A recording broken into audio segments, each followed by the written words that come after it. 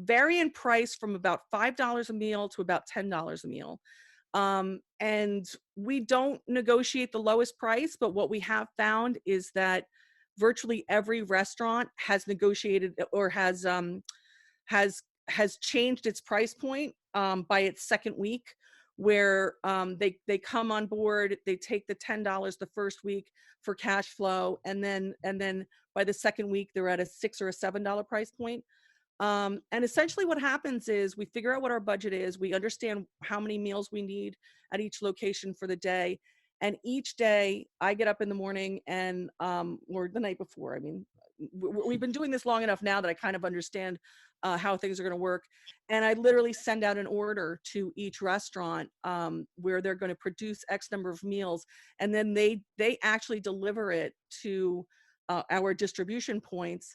And at our distribution points, we have volunteers who are there primarily to manage the flow of the food coming in and going out. So we have as non-contact as much as possible, which I think we do a phenomenal job. And then, we keep tabs with them at the end of every night to know, did we meet the need? Were there people who left without getting meals, or was there an overflow? And I will tell you, at this point, we're almost at exactly where we need to be for the time being. Yeah, and really at this point we're at an average number of 350 dinner meals distributed daily, and there are 5 distribution points that are set up. One of the really great parts of the entire process was when we were looking for food distribution points and realizing that we needed places that were in the neighborhoods with the greatest need. And that afternoon of March 18th, we were wringing our hands trying to figure out what to do. We really couldn't do it with the school district. And we get a phone call that I think is serendipitous. And if you talk to some people, they call it divine intervention, because we received a phone call from the local Baptist church, Second Baptist Church. And the reverend there calling me up and saying, Joe, we need food. And do you know of any restaurants that want to donate food that we could distribute out? And I said, Rev, you called right at the right moment. Let me tell you about Asbury Park Dinner Table. And that really made a really lasting bond between our organization and the restaurants and the now 3 churches where the meals are distributed at 5:30 at dinner time. Then we also added the Boys and Girls Club that served as a distribution point. And then we added a 5th distribution point at a local commercial kitchen that we're targeting specifically for people in the service industry that have been laid off and may not be used to going to a church to get a meal. And so,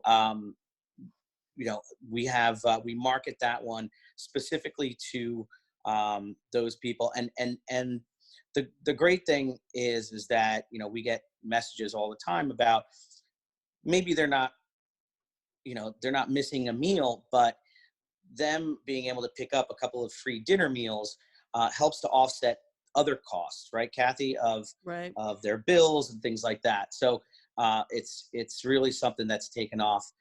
Julie, can you talk to us a little bit about how the fundraising has been going with Asbury Park Dinner Table? Sure, Joe. Thanks. Can you hear me okay? Yep. So I'm not sure if we have a lot of people on the call who have done a lot of fundraising. Prior to March of 2020, believe it or not, paper, direct mail fundraising was actually still one of the leading forms of income for most institutions. And, the fact that this needed to come up urgently, even the issue of paper exchanging hands, we don't want to touch paper that's been in other people's hands because we don't know if they have COVID-19. So this has really shifted the model of fundraising, at least for the time being. I don't know that it would become a new normal. I don't know that it's a sustainable model after we get past COVID. But there's a lot here. We're basically, we're a brand new organization. As Joe said, we were founded March 14th. We are a pretty uncommon model. It's not a system that we're aware of that's been formally tested. Certainly the idea seems great, but I don't know of another organization that has like put road to rubber on this. Very loosely established organizational structure. It's myself, Kathy, Joe, and a friend of ours, Allie. Organizational structure, came about very organically, very quickly, but we were kind of, they don't like it when I refer to us as a ragtag bunch, but we were kind of a ragtag bunch. And when you're speaking to a donor for the first time, you're kind of just saying like, hey, I know this is new. I know we haven't done this before. I know we're 4 volunteers who just threw this together in a week, but can you give us money? It's not your traditional fundraising approach, especially because we didn't have demonstrated outcomes at the time. So one of the things Kathy brings up, it rings so true for fundraising, is it's almost like we're selling hope. This program is helping our community. This program is going to help our community. And people are giving to the concept of being able to be part of helping their neighbor in this time when we have no idea how to help each other. So little fundraising nerd background for you. So it's like you're coming into an audience that you don't know. You not only do you not know them, you've never met them, but you're dealing with every social media post we goes out to is going to be seen by someone who maybe could give us $5, someone who maybe could give us $15,000, someone who can't give at all but really wants to reshare our material.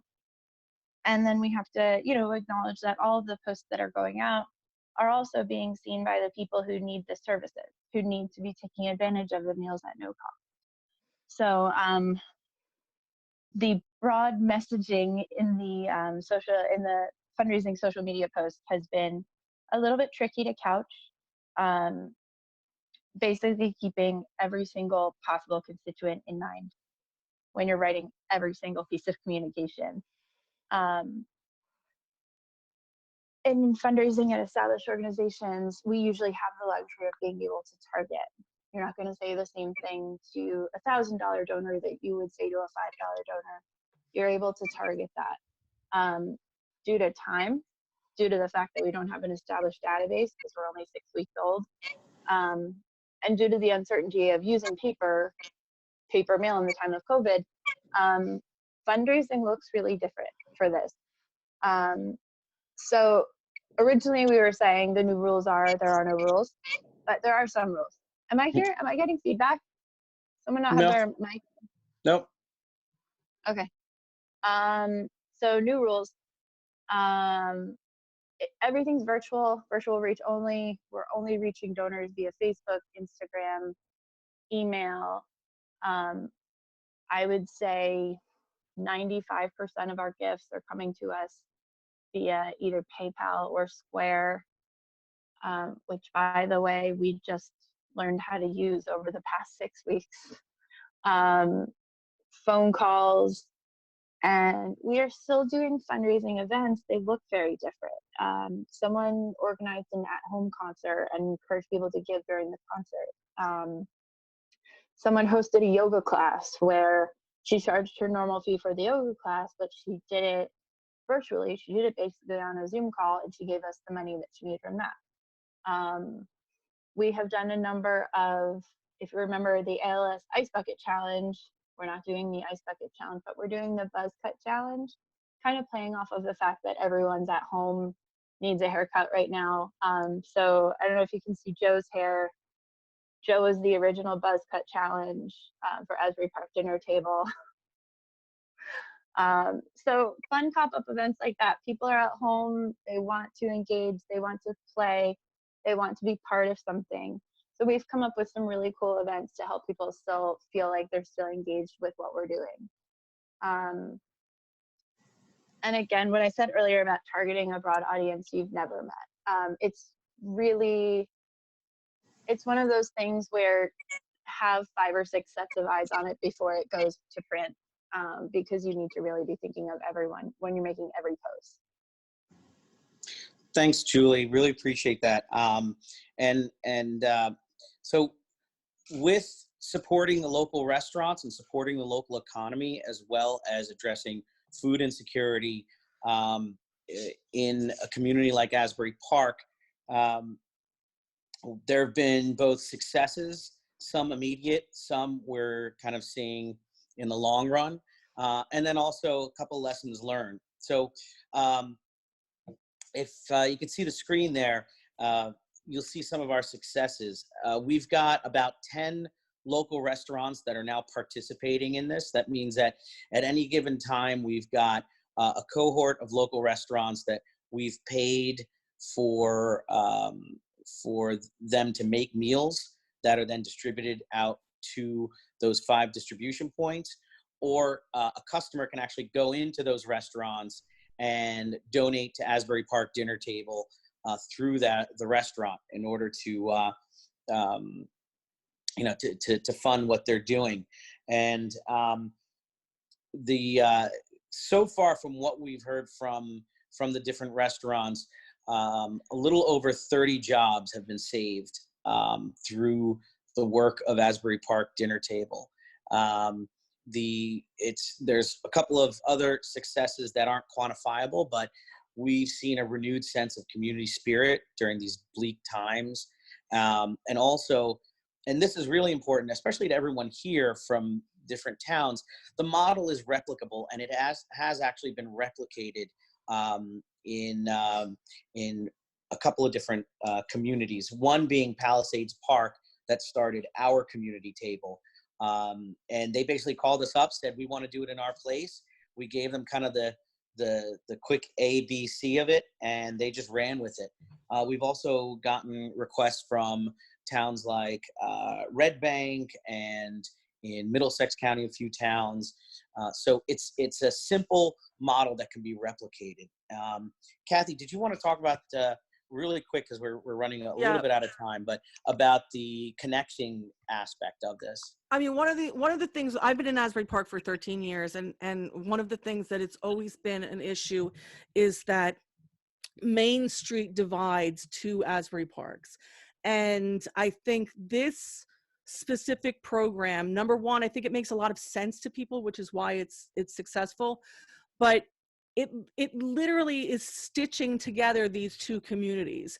We could not be buying these meals if there wasn't someone to consume them, and there wasn't a community that was in need, that was willing to participate with us. And it is not one side over the other. This is something that is literally happening in tandem. And in my experience, it's the first time this has happened, where you have this great divide of the 2 Asbury Parks literally coming together, where high tide is rising all boats. And I think that that's one of the reasons why our community, our total community and collective community, is so supportive of this. We are all on the same team here. Right. And so the other really big successes are the following. In 6 weeks, through both small and large donations, we've raised $100,000. We've served 15,000 meals out to the community.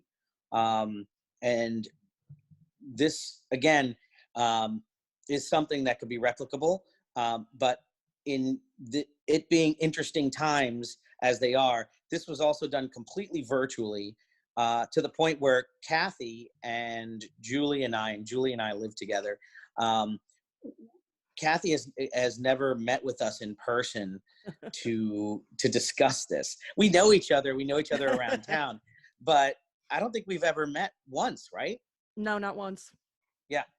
So this was completely virtual, and it's something that we're seeing we're already seeing the successes of it. But with that, there's also a lot of lessons learned. One is that well, basically we have to move.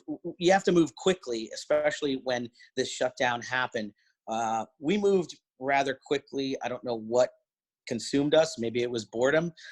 Maybe it was just, we wanted to do something good for the community, or maybe it was a little bit of everything. But we moved rather quickly to navigate through the logistics of it. And that includes seeing which restaurants would be, quickly most capable to produce the meals, figure out those price points. We got in touch with some community stakeholders, and even people like Kim Guadagno, who is the CEO of the local, the area food bank here, Fulfill, to see if there was a way we could work together. If there wasn't, it was really a lesson in, how they say speed kills. And one thing I could say is it's still not too late for communities to do this, because the need is there. And I see people on here from cities like Hoboken and Red Bank, and those kind of square mile urban communities are really great, but it doesn't have to just be them.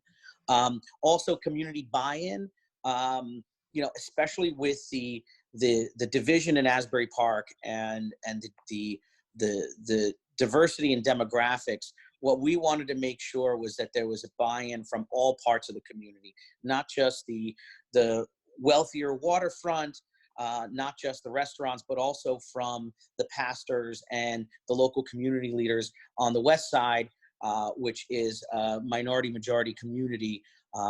And that's what we did. We made those first phone calls to those community leaders, so that way it was an all-in kind of effort. And finally, the other lesson we learned was, not only is food insecurity an existing problem, an existential problem in Asbury Park, it was already a problem there, but because of the additional layoffs, because of the service industry, the insecurity is actually growing and the need is growing, which sets us up to be a long-term initiative and not just something that comes and goes with COVID. But we've seen that this is something, we've tapped into something important and something critical. And this is something that can last a very, very long time. And we're basically planning for the long term. And Julie, I don't know if you're still there, if you want to talk about the last three points.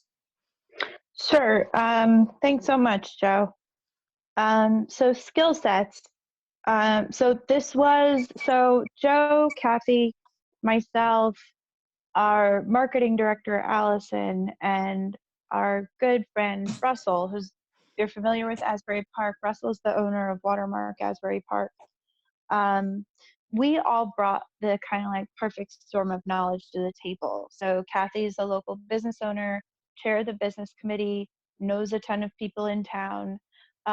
Kathy kind of has her finger on the pulse of what we all, okay, sorry.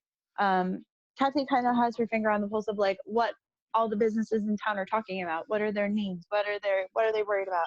So Kathy brought all that to the table. Joe just, I don't know how to tell you this, but Joe knows everyone in Asbury Park. So if there were connections to be made between organizations, Joe was definitely going to know who to call. And as it happened, Pastor Van Zandt reached out to Joe directly, actually. And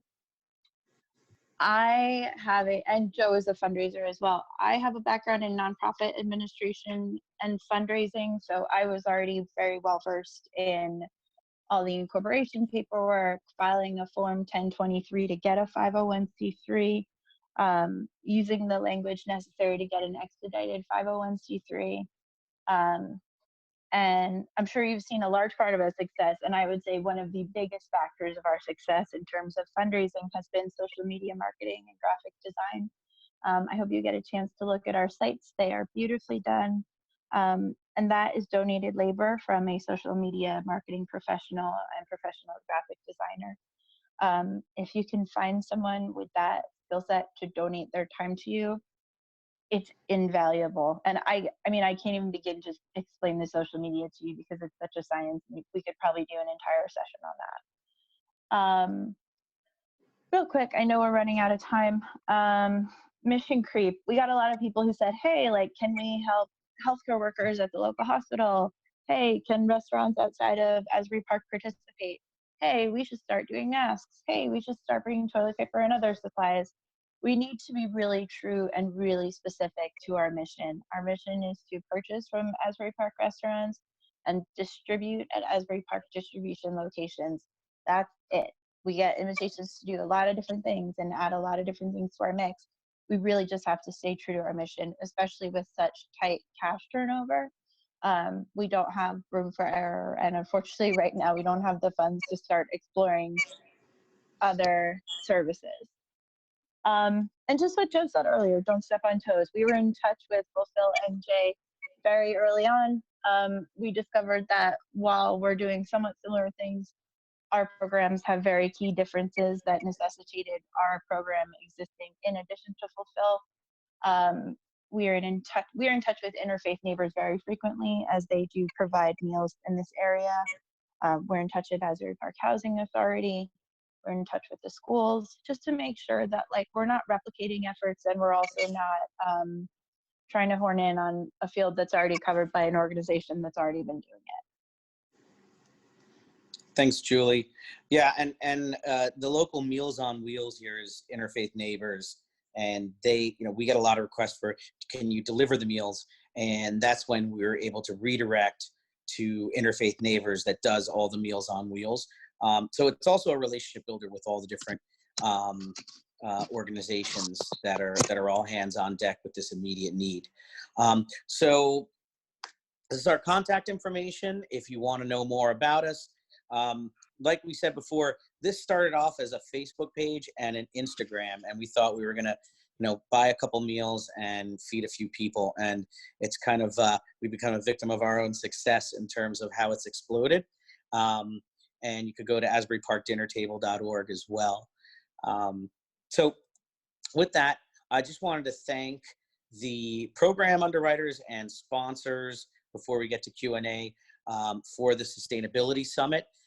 These are all supporters and funders of what, and now I'm putting my Sustainable Jersey hat back on, what we do at Sustainable Jersey to put on the virtual Sustainability Summit with these awesome virtual talks and sessions. We hope that you come to all of them. You could go to our website to see a full list of our the rest of the virtual Sustainability Summit events and recordings of this event as well, if you wanted to go back and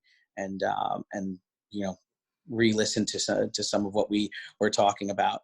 So really, I'm going to stop share on the video on my screen and see if we can take any questions.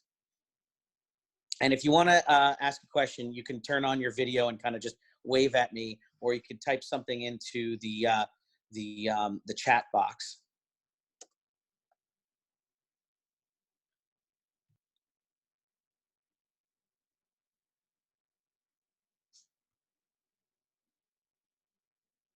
Okay, then we did our job. So if you'd like, I will give out my, or if you have any questions regarding Asbury Park Dinner Table and how you can do this in your community, please feel free to email at asburyparkdinnertable@gmail.com. And, like we said before, first of all, thank you, Kathy and Julie, for joining me on this call. I feel like I've had to clone myself to do this one, but again, it's an idea that whose structure is very simple, and it's a really great way to support your local restaurants while feeding those that are experiencing food insecurity during this time and financial insecurity. So we're really proud of it. And again, if there's no other questions, you could always email us with any thoughts or suggestions you may have as well. So thanks everybody, and looking forward to seeing you at the next session. Have a great evening. Thank you. Thank you. That was great. Thank you. I'll stick around if anybody has any questions. So, Yeah, actually, Joe, I have a question. This is Dawn Zimmer from Hoboken. I mean, I think this is fantastic. And, so I was just kind of curious to hear a little bit more about how you manage the logistics of, people who need the food and just how you manage all of that. And then it looks like you've established this as a nonprofit. So was there any challenges with establishing yourselves as a nonprofit? So those are kind of my two question areas. So sure, yeah. I mean, you don't need to establish as a nonprofit, but from what we noticed as the need got larger and we needed to bring in large donations, we saw that was really the ideal way to go about it. Hey, Joe. Normally it takes. I was just about to. Normally it takes a long while to get your 501c3, but Julie was able to work her magic and get an expedited 501c3. I don't know if you wanted to talk a little bit about that, Julie. So please stop referring to it as working my magic, because I completed required government forms. It was not magic. So what we were obviously, in order to get larger gifts, larger companies, grants, stuff like that, you do need a 501c3. And when this was all breaking mid-March, we did go to a few different places and sought fiscal sponsors, because, Joe and I both work in nonprofits. We knew very early on, you're not going to get big dollars in the door without that 501c3. So we sought fiscal sponsors in mid-March when this was all really breaking. I'm not going to name the organizations we went to, but they were big organizations with staff capacity and staff that they didn't have to lay off. But everything was just so uncertain. Can you as a struggling nonprofit take on this organization you've never heard of, never worked with these people? So understandably, it was challenging to find a fiscal sponsor. If you go online, you could Google irs.gov. There are different ways to get an expedited 501c3. This one was based on the fact that we are a crisis relief organization, and we were fortunate early on to get a very large gift, and the gift was contingent on having a 501c3. I'm happy to answer more questions about that, but you can Google Form 1023 expedited 501c3. There are examples of those letters online. Yeah, and it took us about 3 weeks to get our 501c3. Okay. Yeah. And then your other question was about sorry. Sure. I just wanted to go back for a second. So if you are already at a 501c3, or for example,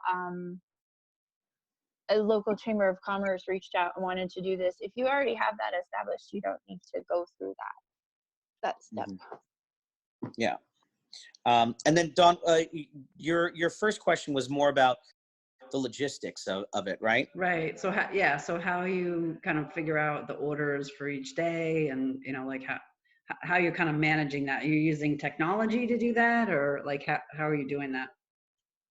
Kathy, did you want to take that one? I think Kathy dropped off.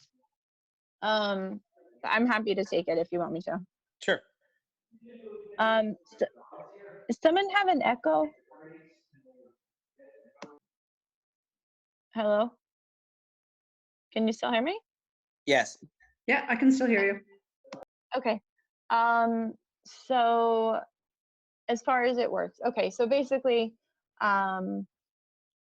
every Saturday or Sunday, Kathy, who was on, she and I sit down together. We look at what restaurants are with us, what do they normally charge per plate, and how much money are we comfortable spending this week.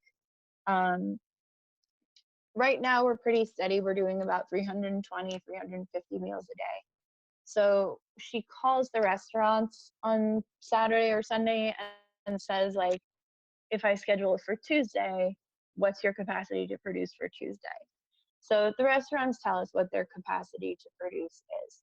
Some of them can do a few hundred meals a day, some of them can do 40. So Kathy works with the restaurants to determine their capacity and to make the schedule of who's cooking for what and what's getting delivered where every day.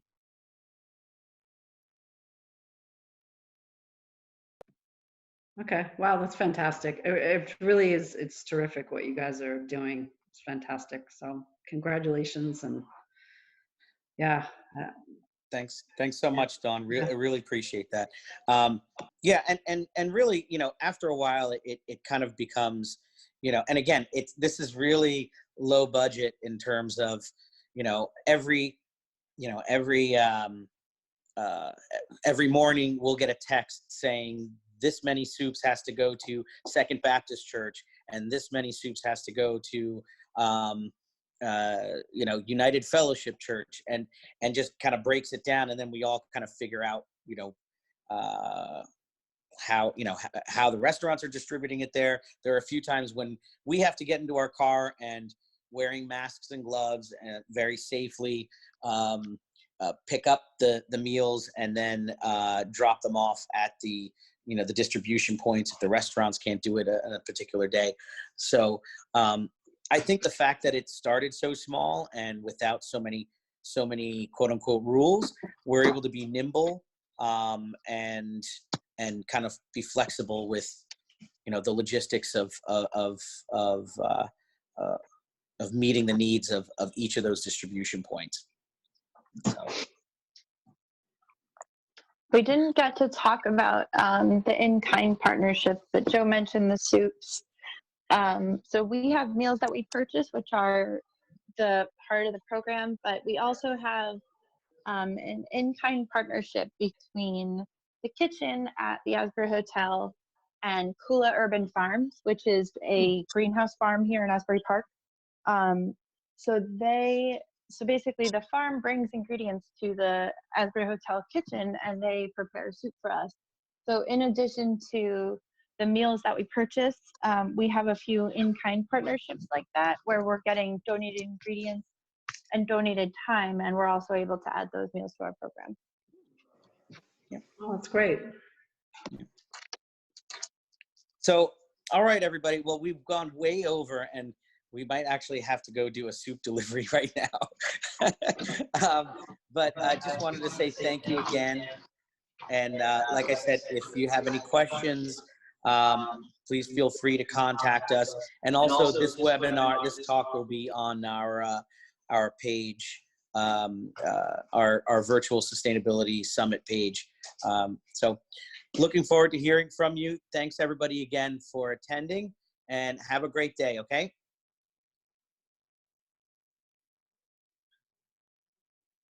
Bye-bye.